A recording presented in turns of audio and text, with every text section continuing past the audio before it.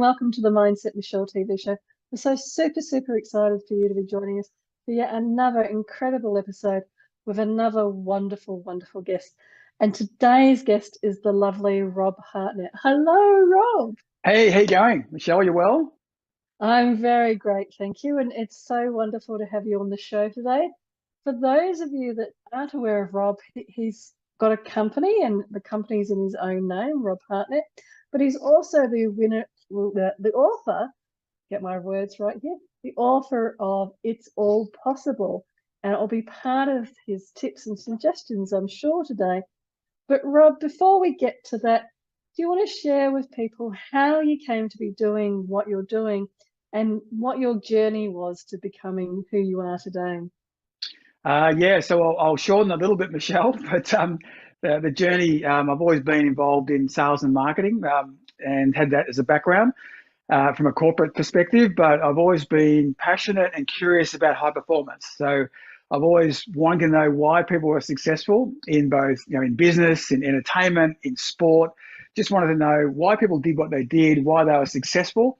And I've also, as part of that, I've been on my journey. So I've been done a lot of yacht racing at international level.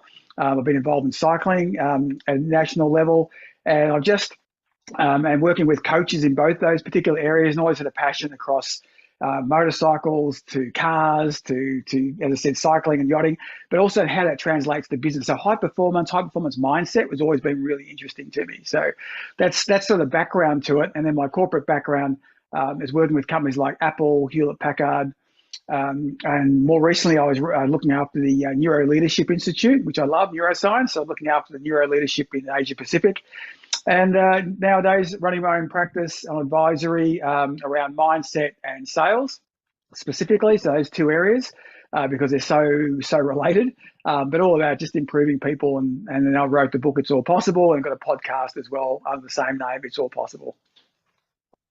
Oh, wow. So much in there and so many incredible elements to, that high performance background and high performance people that you support. Do you think, when you were a kid and when you were growing up, that there were parts there that were already looking for that type of career? I think as a kid growing up, I started yachting when I was yacht racing when I was 7. So I'm not sure what the age of kid you're looking for. And I was riding motorcycles when I was 4. I had 2 motorcycles before I had a push bike. So my father and mother are both heavily into motor racing. So the competitive spirit was always there. It's what I always saw and observed. But I think the curiosity came a little bit later in life. So curiosity around that high performance and the mindset side of things came about probably in my early 20s. And what do you think it was that kind of led you to transitioning? Because from what you're saying in that very sports and motorcycles, etc., I'm also thinking you could have grown up and become, a motorcycle racer, or a No, yachting. I couldn't, Michelle, because motorcycling is about, to me, it's 110% passion and about 20% talent. So there was no way I was going to make it a profession. But I still love it and still ride. I think where it came to me, so I'm an accountant by profession. So I went all the way through. I've started my career at KPMG, but then I moved into sales and marketing, realizing that accounting wasn't for me. I'm a reformed accountant, you could say, but moved into sales and marketing. And then I kind of realized in the sales side especially, and in marketing, you're trying to do, there's a lot of challenges to raising revenue. If you're involved in raising revenue, running a business, you know that the challenges. And so I always wanted to get and improve on that and get better. And so I really got into self-improvement, personal development. And so I really came across when I just went, how can I be better? It's just all there is. Like, how do I develop as a person? What, is there any books on this? Is there anything to read? This is obviously before the interweb. So I just literally went to a bookstore, and it was a huge change in my life when I literally asked an assistant at a bookstore, what do you got around making yourself better? Right. And luckily I had a really informed assistant. It could have gone sideways, that question. And he said, I know exactly what you want. You want personal development and motivation. Come this way, my friend. And I did. And he gave me still one of the greatest books ever, which I read. And that was Tony Robbins' Awaken the Giant Within. And so that was a revelation to me, and it changed a whole lot of things in my life. And I got to meet Tony later on, and yeah, it was a huge, huge book. And that was a big transformation. That one, you could change. B, other people were thinking about it. And C, there was people had gone before me. So that was a huge shift. Wow, and I really, I think, isn't it serendipitous that the sales, the customer support person that you were talking to in that bookshop, it was serendipity that they gave you the Tony Robbins book and helped Yeah, you to find that at that critical juncture. And I love how that all kind of came together. The enthusiasm, but not necessarily the talent around the motorcycles and all of that. yeah, The reformed accountant, that's quite funny. I haven't heard that one for a while. But I do love that idea of the reformed accountant. All of that coming together into that self-development and that motivation and how you describe it now around that high performance.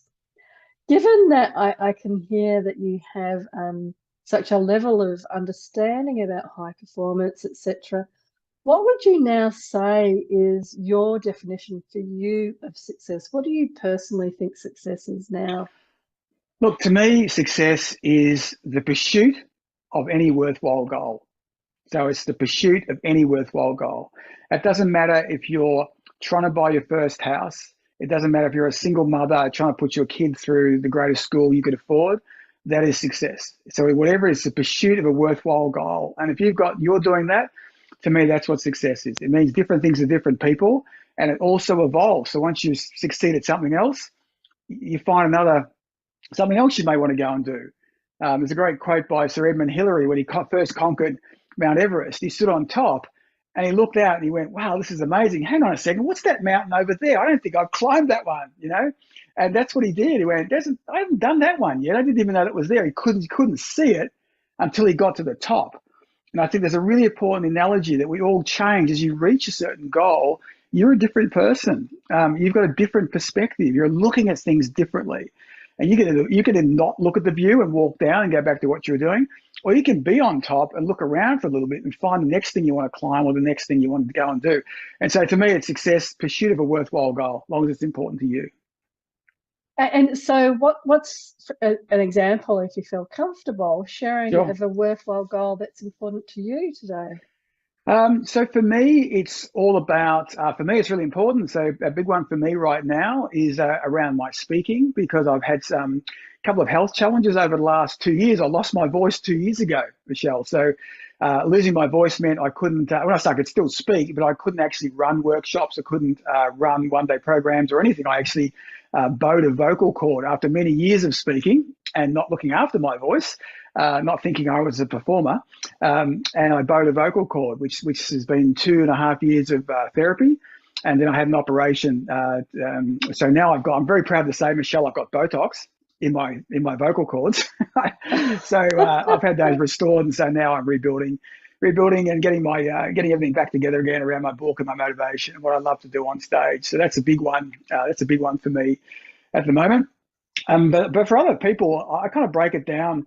You think about it. That's all right. We can go into that perhaps in a Yeah, minute, but I'm really interested that you've got such a fabulous example there of, it's pursuing any worthwhile goal yeah, is what success means to you, and your very meaningful and personal goal here of being able to speak, and it's tied into obviously your business and making money and your profile and all of that.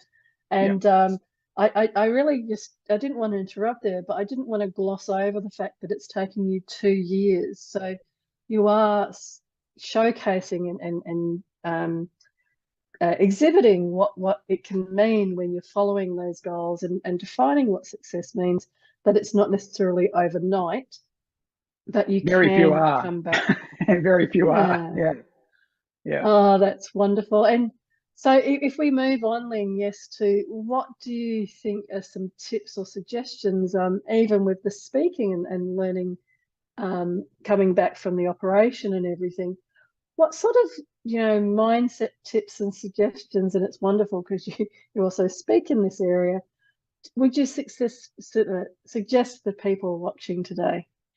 Well, I think when I wrote the book, It's All Possible has a framework around it because everyone talks about successes and you can look at that and go, I'm not that kind of person, I didn't have that kind of background, or that's not me, or not relatable.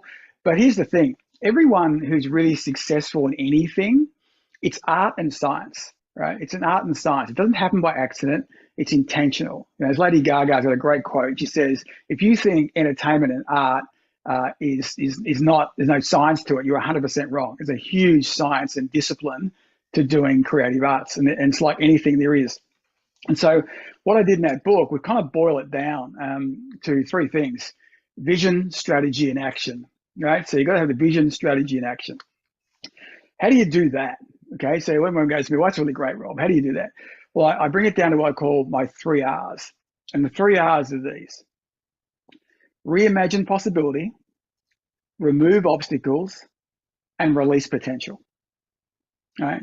The first one you've got to do is just let's reimagine what's actually possible here. What can you do? What is actually possible for us? And you've got to be realistic about it, but don't hold yourself back, right? Because if you've got a small mindset and you think small thoughts, you'll have a small goal, not a larger one. If we just stick with and you're bringing some fabulous Yep. points there, but I really want to make sure that people are hearing and understanding them. So the 3 areas of vision, strategy, and action, Yeah. and starting with reimagining what's possible. Correct. So the vision is reimagine possibility. Yep. Fabulous. So what does that then, in terms of thinking and thoughts and actions, etc., what does that mean to you? And when you're talking to people, reimagining what's possible? Well, I'm asking them to reimagine. Well, a good example for you is when I was at Hewlett Packard. When I took on their PC business, so I was looking after all their personal computer business. As a marketing manager, I had a team, but when I took it over, we were number 17 in market share in Australia. I didn't even know there were 17 because I'd come from Apple. But we were number 17. We were overpriced. We didn't have enough stock, and most of our representatives didn't like us at all. And that's been very nice about it. So I took the team on a journey and said, well, actually, what could we be?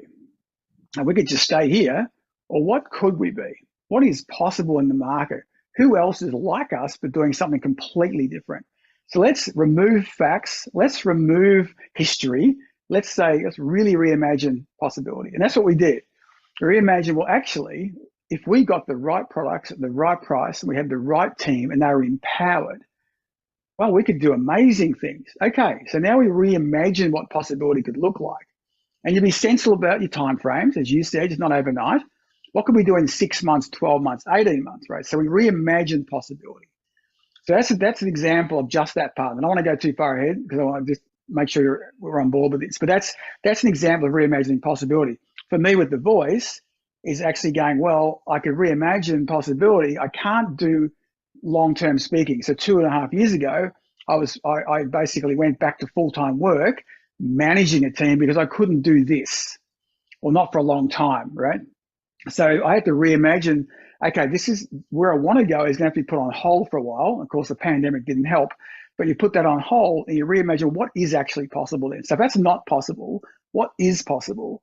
And I always say to people, what's your first step? What's your first step to your impossible? What can we do? I really love this, and I love and it's a great example. So thank you for sharing about your speaking and losing your throat, voice, etc. journey, because I think it really helps to ground what you're talking about here with the reimagining what's possible. And the example with HP about, removing facts, removing history. So what can we be? Who can we be in when you're talking about people? And yes, you need to bring in a little bit of reality around timeframes. You're not going to lose all that weight in a week. You might take 6 months right. to lose all that weight, or a year. Yeah. But I think starting with the removing the facts or removing the history. Many times when I've been coaching people, I've talked about using this blank mind. If you didn't have those facts, you didn't have that history, Right. what would it be? What could it be? And I think you also, when you were talking about what else is out there in the market, or in your speaking sense, you actually knew you could speak. So you knew you had a reference point of a journey. Well, I can get back to that as well. I think that these are really great points and great insights into how people can very practically start to reimagine what's possible. Yeah, 100%. And then the next part around strategy, what would you Yeah, so the say about that? strategy, so you reimagine possibility, then you go, okay, what's the strategy? So I've got that in my mind where I think I want to go, or I know where I want to go. Now, the strategy part then comes into two really distinct elements. We need to, so what's stopping us? So how do we remove the obstacles that are in our way and then release the potential that's there? And there's always potential. There's always something that's hidden, that's stopped, we haven't released it yet for some reason. And sometimes the obstacle is stopping the potential, but we think about why isn't this happening now? So again, we workshop that and you think through that. So know my possibility. How do I remove the obstacles? How do I release potential? And I love when you're talking about it in terms of a strategy about removing the obstacles and releasing potential, because I'm hearing that, it might be a strategy, but then there's specific actions or ideas or mindset as Yeah. well around removing the obstacles or realizing your potential. Given that I've heard that you're a reformed accountant, and you were saying that you worked with marketing with Apple, etc. I'm guessing, not guessing, but I'm interested in when you were then choosing to shift and move into those different professions and move on from what you were currently doing. What sorts of things you were saying to yourself about removing the obstacles to working in the areas you wanted to work in and realizing your potential? What sort of things did you say to yourself or do to achieve that? Well, they're pretty easy, really. I mean, when I moved from accounting to the sales world, um, I was single at the time. I didn't have kids, didn't have a commitment. And so I thought, I'll have a go at it. And if it doesn't work out, I can come back and be an accountant. But I didn't want to get to the age of 45 thinking, oh, I wonder if I should have had a go at that. So what really was going through my mind was not living a life of regret, to live out if something feels right to you to go and do. And believe me, there are a lot of people who are telling me it was the wrong thing to do. And there's a great quote by Arnold Schwarzenegger, and he says that naysayers will always be part of life. They just don't have to be part of your life. Right? It's a very good quote. So I had people telling me it wasn't a good idea, but you got to be in charge of your own life. And so I went and made that move. And then to Apple, it was pretty easy. Apple approached me for a role. It was a very different role, and it looked like a challenge. So for me, it's always about, will this be interesting? Will it be challenging? And can I have fun? That's sort of what I kind of weigh up, those three things. And so that's sort of what goes through my head on the kind of criteria that I have for really anything. I really like that. I love when you were talking about having a go, giving it a go, and will it be a challenge? Will it be interesting? And thank you for sharing that, sharing those kind of motivations behind moving from, what can be quite comfortable in some ways, what work you're doing, the people you're doing the work with, etc., to new areas and giving something else a go. Yeah, I mean, we're born to live, I ask a lot of people, are you truly living now, or are you just getting by? Are you surviving, or are you thriving? And we all have good days and bad days, but generally, are you challenged enough? Are you excited about doing the work you're doing? Do you get a thrill out of what you do? Obviously doing accounting work and the books at the end of the week's not that exciting, but you generally, if you are just kind of bumbling through, or as I think is a great term Adam Grant uses, which is, you're languishing, which you don't really know where you're going. You're kind of doing all right, but you don't really have a big goal. You don't really have a big objective. You're a little unsure of the future. It's actually quite depressing. And a lot of us went through that in the pandemic. There's no question. And in my view, there's been far, far too great an emphasis on, well, the pandemic's over now. Yay, let's all get back to it.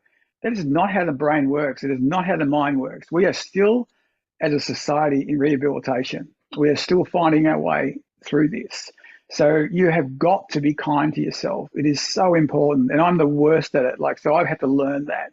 You must be kind to yourself and then be kind to others. But if you can't be kind to yourself, you can't give what you haven't got, right? So if you're not kind to yourself, you've got no chance of being kind to others. So that's the first thing. If you're feeling under pressure or stressed, it's perfectly okay. We're all going through this.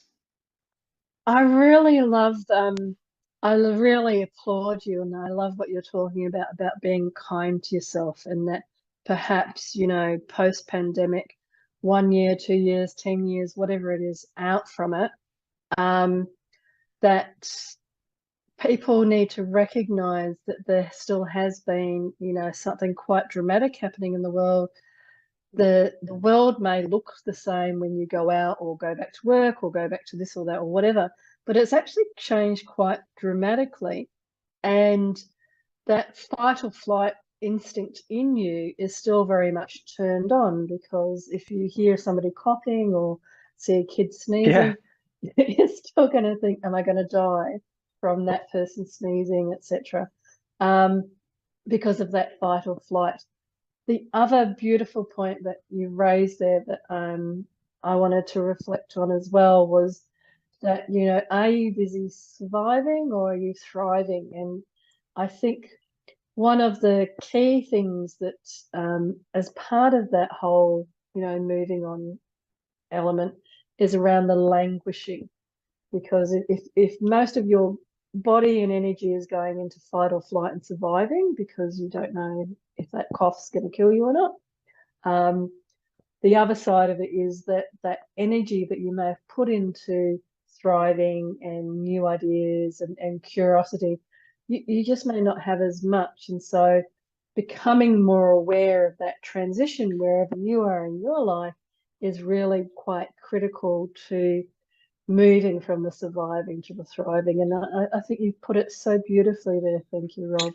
Yeah, no, thanks. And I think it's the other thing you'll find is the people who do thrive more or thrive more on a consistent basis are very intentional about kindness and very intentional about giving themselves the time to reimagine possibility. It doesn't just happen. You might get that odd time in the shower on the airplane without all your distractions. But what I've found is some of the best leaders create time for themselves and their team to actually reimagine possibility. And I've seen some people even have it quantified as a KPI. It's really interesting. Wow, that's such an interesting idea, because I could wholeheartedly agree about giving yourself time, or working in your own business or in your team at work, giving yourself time to quantify and reimagine the possibilities. We get so caught up when people coaches are talking about people working in their businesses. They use that expression of you working in the business or on the business, and most people struggle to get out of being in the business to work on the business. And I Yeah. think But in see, even that is really limiting because if yeah. you're working on the business, you're not working on yourself, And right? that's where I was going with it, because that's still, it's trying to help people understand that they need to sort of step away from the day Mm, to day, from the operational, this is the task, this is the right. activities I need to do here and now, as opposed to setting time aside to go, okay, what if I go down the park and stare at the grass or stare at the sky and start to do Yeah. some literal blue sky thinking, Yeah. where I'm 100%. imagining a different future. Exactly right. And so a lot of managers, leaders especially, make mistakes, and I'm calling leaders business owners, where there's stuff they do in the business, there's stuff they do on the business, and then there's stuff they think is actually reimagining possibility, but it's actually not. It's just stuff that they have to do as a leader. And what they find is, and I've made the mistake myself, is you go, right, I'm going to carve out some time to really think strategically. And all I do is actually just fill out forms, do work that I have to do that no one else can do. That's And I not think actually reimagining possibility. So it's there's actually not, another no. layer. Yeah. And I think one of the interesting things in this space is definitely going to be what's happening around AI, because what we will see in the next few years is that the companies and the people that are really reimagining possibilities and reimagining what the future might look like are the ones that will start already planning for how AI may disrupt this industry or that industry, and things will be automated in the same way that the Industrial Revolution automated many things. Yeah. But we haven't really quite got that visibility of where that's happening yet, because again, most people are post COVID, 1 year, 10 years, Yeah. whatever out in the day-to-day, everyday stuff. Yeah, you just got to be curious about this. I mean, I was at a presentation yesterday with Naomi Simpson from Red Balloon, and they've just done their Christmas campaign, digital email campaign. I think they did, if I'm right, I think it was between 10 and 15 versions of a different campaign so they could measure the results. And 100% of it was all done on generative AI. Wow. Yeah. And Yeah. there's literally no ad agency and copywriter could possibly even do what they've done. So it's really interesting. So whatever, it doesn't matter what industry you're in, you should be curious to know, how can I use these tools so I can create more free time and have, more possibility thinking time than and doing a lot of the hack work I do. So I mean, we're still early days. I mean, I did a search on just on AI. I did a search using ChatGPT and a search using Bard, which is Google's beta program, and the differences was chalk and cheese, chalk and cheese. And they were so different. Bard was right, by the way. ChatGPT was off the reservation. But I've done other things, like I got ChatGPT to do a summary of my book. I couldn't write it any better myself. It was fantastic. They even got purpose. And I think that one of the things with AI that will change things dramatically for people, if you don't know, it's now able to measure sentiment. So I can tell if you're upset or I'm upset or I'm getting heated or I'm depressed or down. It can measure that. Now, it doesn't know what to do with it because it's not human, right? But it can measure it and it can then escalate. So if I was talking to AI, it could say, "Hey, Rob, you notice you're a little bit, you seem like this is really, really causing you some stress. Let me cross you over to your manager, to Michelle. And Michelle, you would come on as a human and take over from the bot." So they're able to do that right now, which is really fascinating. Well, yeah, and for anybody dealing with most large organizations now, you actually go through a technical Autobot to begin with before you can get through to people. And Yeah, that learning bot, that AI that's learning from those interactions, we're all the guinea pigs at the moment. absolutely. We'll, Yeah. we'll get smarter and smarter. Yeah. So this has been so interesting, Rob, and I'm fascinated then. How can people get hold of you if they want to talk more about It's All Possible and find out some more about your business?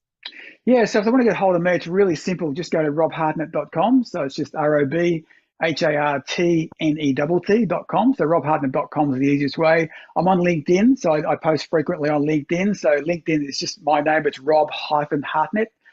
You'll find me there. And they're the two best ways of getting hold of me. I am on Instagram. I'm even on TikTok, but it's easier to get me through LinkedIn and also just through my website and through email. If you want to get hold of me, of course, the book's on all the major Amazon and all the rest of it. It's just called It's All Possible. And you can find the It's All Possible podcast, which I'm redoing season 3. So we're launching season 3 in about 3 weeks' time. We've got 50 episodes up already. And that's really, I talk to everyday people, Michele, who just do extraordinary things. So I've talked to all sorts of interesting people, from the manager of Alice Cooper's Teen Talent Centre, to musicians, to people who are in technology, to sports people, to Olympic gold medal coaches. And we just talk about possibility and talk about how everybody can access it.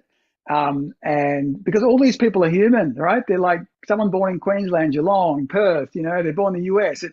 Everyone just starts out as a human. No one was like born Taylor Swift, right? So there's a whole effort and process and things you go through. But I think if people can start with the 3 R's, and I've got a model which is in the book, by the way, called the champion process. And you touched on a couple of parts of it. I won't go through it, but the first 2 are really important because you touched on it. So the champion is an acronym, and the first 2 are chunk it down and have a go, right? So chunk it down. The brain loves small stuff. So chunk it down, but have a go. And we should embrace I say let's get away from win-loss to experiment and learn. That as long as we're failing forward, we're failing in the right direction, right? So don't think of it as failure. Think about it as learning. What did you learn through this? What did you gain through this? So I think that's why I love, chunk it down, have a go, assess results is the next one. But there's a whole acronym. It's all in the book. But yeah, have a look Oh, there. absolutely fabulous. And quickly, Rob, if you were to give some advice to your younger self, what might that advice be? Don't ask Sally in grade 4. No, I'm kidding. What I'd really say is the same thing I say to myself and anybody else today. Actually, because I think it works for if you're an adult or going back to your childhood, and that is this: I am enough, but I'm not done yet. I'm Wow, enough, I'm but enough, I'm but not I'm done not yet. done yet. Yeah, that's Fabulous. the possibility mindset to go. You know what? I'm perfectly enough. Enough as all, whatever my background, history, whatever it is, that's enough. I am enough, but I'm not done yet. I'm still in the pursuit of the next goal, the next opportunity, the next challenge. Absolutely fabulous, Rob. And it's been such an absolute pleasure to have you on the show today and to share such gems and insights. It's been such an honor. Thank you so much for coming on. Yeah, thanks, Michelle. I really appreciate you reaching out. And to all the viewers out there, thank you again for staying tuned and all of your fabulous feedback about how much you're enjoying the show and the experts like Rob sharing these fabulous tips. But for now, from my heart to your heart, be great, be fabulous, and be you.